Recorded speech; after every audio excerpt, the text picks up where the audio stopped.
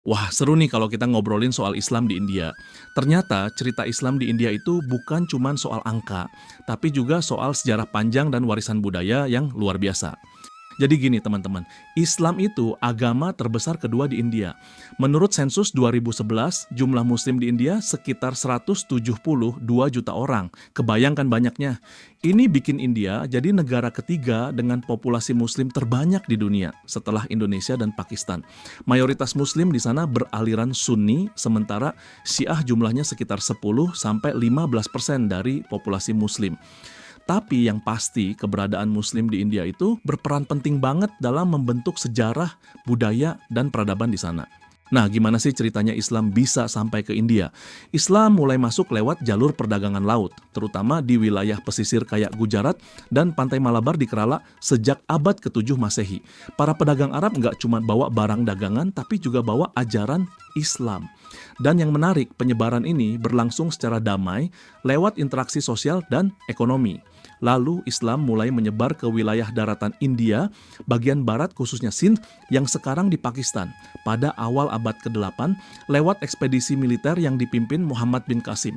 Kemudian Islam makin menguat di India Utara melalui kekuatan politik dinasti Ghaznavid dan Ghurid di abad ke-11 dan ke-12. Jadi Islam di India itu punya akar sejarah yang kuat, baik lewat dakwah damai maupun pengaruh politik. Nah, ini bagian yang bikin takjub. Ada masjid-masjid kuno yang dipercaya sebagai salah satu yang paling awal di India. Contohnya, Masjid Cheraman Juma di Kerala diyakini dibangun sekitar tahun 629 Masehi oleh para pedagang Arab. Ini adalah salah satu masjid tertua yang masih aktif digunakan sampai sekarang. Ada juga Palaya Jumapali di Tamil Nadu serta beberapa masjid kuno di Gujarat. Tapi perlu dicatat ya, tanggal pasti pembangunannya masih diperdebatkan para sejarawan. Banyak yang didasarkan pada tradisi lokal dan kisah lisan. Meski begitu, kehadiran masjid-masjid tua ini nunjukin betapa awal dan dalamnya jejak Islam di India.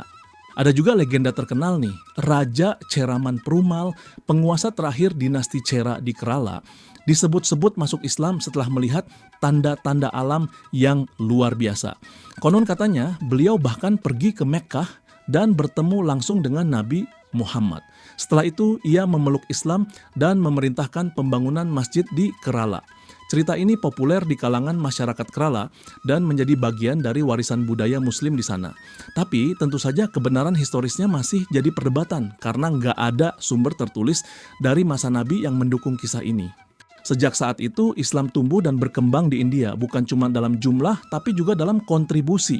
Mulai dari arsitektur, sastra, sains, sampai kuliner, umat Islam berperan besar dalam membentuk identitas budaya India.